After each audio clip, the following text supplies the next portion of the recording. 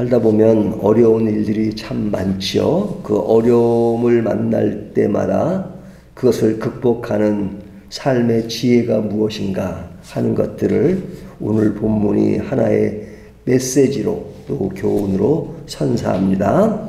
오늘 본문을 보면 어려움이 있을 때 어떻게 해야 되는가? 20절을 보면요. 내 마음이 그것을 기억하고 내가 낙심이 되오나 그러죠. 여기 보면 내 마음이 낙심된다 하는 말을 하죠. 어려움이 있을 때 기억하고 낙심된다. 그럴 때 어떻게 되느냐? 21절을 보면 이것을 내가 내 마음에 담아두었더니, 자, 어려운 낙심이 있을 때 그것을 기억하고 어떻게 하라 그래요? 마음에 담아두라. 담아두었더니 어떻게 되느냐? 그것이 오히려 나의 소망이 되었사오문. 그렇죠? 자, 여기 보면 어려움을 겪고 있지만 그것을 극복하는 과정을 설명하는데 그것을 도식화해서 단어만 이야기한다면 이렇게 이야기할 수 있습니다. 낙심 왔어요. 그 다음에 생각을 했어요. 그 다음에 소망이 된다. 그러니까 낙심, 생각, 소망. 이것은 내가 낙심되는 상태. 그러니까 현실이죠. 그런데 그것이 소망이 됐다는 겁니다. 낙심이었는데 소망이 되었다. 근데 그 소망이 된 그 과정, 그러니까 낙심에서 소망으로 된 그 매체 역할을, 매개체 역할을 하는 것이 무엇이었느냐? 생각이었다는 거죠. 마음에 담아둔 생각이었다는 겁니다. 자, 그러면 마음에 담아두는 것이 무엇이냐 하는 것인데요. 이것은 하나님을 묵상하는 것입니다. 하나님을 묵상하는 것. 그래서 오늘 본문에 보면 다시요. 이 낙심이 소망으로 바뀌는 것에 매개체 역할을 하는 것이 마음, 생각인데 그 생각이 무엇이냐? 하나님을 묵상하는 것이다. 이렇게 이야기합니다. 근데 그 묵상하는 내용이 이제 오늘 본문에 쭉 나오는 거죠. 22절을 보면 여호와의 인자와 궁율이 무궁하심으로 우리가 진멸되지 아니함이니라. 여기 보면 하나님이 어떤 분이라고 묵상하는 거예요? 인자하신 분, 궁율이 무궁하신 분. 하나님은 인자하시고 궁율이 무궁하시다. 24절을 보면 뭐라고 말씀하세요? 내 심령이 이르기를 여호와는 나의 기업이시니. 여호와가 나의 기업이다. 이 기업이란 말은 하나의 리워드, 상이란 말이죠. 하나님은 나의 상급이 되신다 하는 말씀이죠. 또 25절을 보면 기다리는 자들에게나 구하는 영혼들에게 여호와는 선하시도다. 여호와는 선하신 분입니다.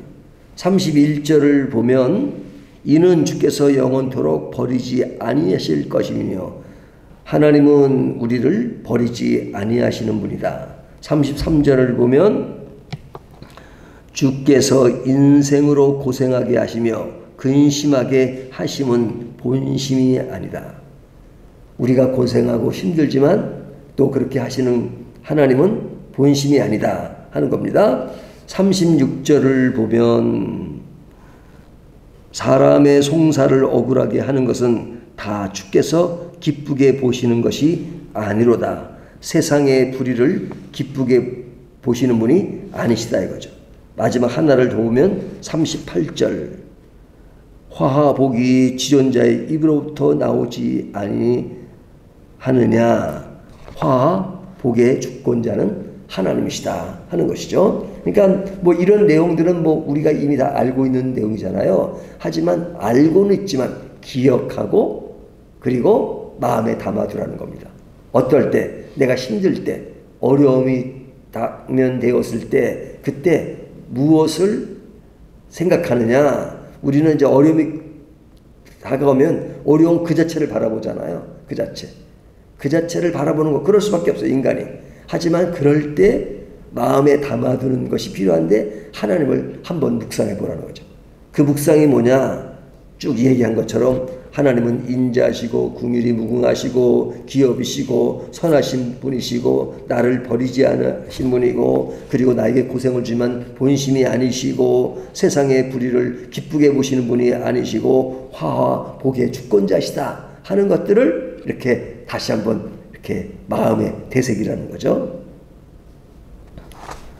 뭐 되새긴다 그래서 그 현실이 어렵지 않은 것은 아니죠. 그렇다면 현재 그런 어려운 상태를 어떻게 보며 어떤 자세를 취해야 되는가. 오늘 본문에 보면 반복되는 것이 있습니다. 그 반복되는 것이 뭐냐. 21절을 보면요. 이것을 내가 내 마음에 담아두었더니 그것이 오히려 나의 소망이 되어 싸움. 소망이란 단어가 나오죠. 소망. 이 24절을 보면 또 여기도 보면 내 심령에 이르기를 여호와는 나의 기업이시니 그러므로 내가 그를 바라리라. 이 바라린다는 것은 바란다는 것은 소망이죠. 또 한 절을 더 보면 29절 그대의 입을 땅의 티끌에 댈지어다 혹시 소망이 있을지로다. 소망이 나오죠. 그러니까 내가 어려움을 겪고 있을 때 하나님을 묵상하라는 겁니다. 그리고 묵상과 더불어서 좌절과 안타까움에 빠지지 말고 소망을 가지라는 겁니다. 소망을 가지라는 겁니다. 벌을 받는 것을 반복하거나 남용해서는 안 되지만 벌에 대해서 수치심과 부끄러움에 대하여 인정하라 하는 것도 또 나옵니다. 여기 보면 소망을 갖되 내가 어떤 벌에 대해서 수치심을 받는 것, 부끄러움을 받는 것은 뭐 그럴 수밖에 없다라고 인정하는 겁니다. 그러니까 소망 가운데 있지만 내가 당하는 그 부끄러움에 대해서 그것은 인정해야 된다 하는 것이 이제 39절에 나오죠. 그리고 하나님은 화와 복을 주시는 분이다. 여기 보면 하나님은 화도 주시고 복을 주시고, 그러니까 화를 받을 때 내가 아픈 것은 너무 당연한 것이다 이거죠. 하지만 하나님은 화를 주시면서 그것은 하나님의 본심이 아니다. 그러니까 화를 내 삶 속에서 인식하고 그렇지만 또 이것이 복으로 바뀔 수 있는 그 소망을 가지라는 겁니다. 소망을 가지라는. 이 과정에서 인간은 고생도 하고 근심도 한다. 그러니까 우리가 이 세상 사는 동안 근심과 걱정이 없을 수는 없다. 왜? 인간이 완전하지 않으니까. 하지만 이것이 하나님의 본심이 아님을 기억하라 하는 겁니다. 자, 이런 과정을 그러면 실제로 어떻게 경험해야 되느냐? 오늘 일을 오늘로 족하고 내일 일은 걱정하지 말고 오늘 일을 오늘에 족하라는 산상수훈의 말씀이 있는 것처럼 우리의 인생은 뭐 길게 100년, 120년을 살 수 있지만 그러나 하루 인생의 사고를 가지라는 겁니다. 하루 인생의 사고. 하루살이만 그런 게 아니라 하루 인생의 사고. 그러니까 우리의 실제적인 시간은 뭐 100년을 산다 할지라도 우리의 어떤 인생의 사고는 하루의 사고를 가져야 된다. 그것이 뭐냐? 내일을 염려하지 말라. 오늘 일은 오늘에 족하니라. 내일 염려하지 말라. 그러니까 오늘의 사고를 갖는 겁니다. 이것이 오늘 본문이 주는 굉장히 중요한 교훈입니다. 그러니까 오늘을 산다는 것은 그 마지막에 대한 의식을 가지라는 거죠. 마지막에 대한. 그러니까 오늘이 마지막이다. 그러면 제가 늘 강조하는 거지만 오늘이 마지막이면 그 다음 날 오는 그날은 새로운 날이다 이거죠. 그래서 그리스도에게는 아침마다 새로운 것이다 하는 것이죠. 그래서 오늘 본문에 보면 이것이 강조되는 겁니다. 23절 같이 한번 읽어볼까요? 23 시작. 이것들이 아침마다 새로우니 주의 성실하심이 크시도다. 여기 보면 아침마다 새로우니. 그러니까 이 아침마다 새로운 것이 뭐냐? 어제가 내 인생의 마지막 날이었는데 마지막이 아니고 또 새로운 아침이 주어진 것입니다. 그러니까 우리는 그 아침을 또 반복되는 아침이 아니라 새로운 아침으로 느끼는 겁니다. 새로운 아침. 그래서 하나님은 예전에 하나님이시고 몇천 년 전에 하나님이시고 지금도 나의 하나님이시고 어제의 나의 하나님이지만 오늘의 나의 하나님이니까 늘 그냥 반복되는 그 하나님이 아니라 하나님은 나에게 늘 새로운 하나님이세요. 새로운 하나님이세요. 왜? 우리 인생을 하루로 쪼개서 사니까. 그러니까 어제 고통이 많았어요. 어제 괴로움이 많았어요. 어제 너무너무 힘들었어요.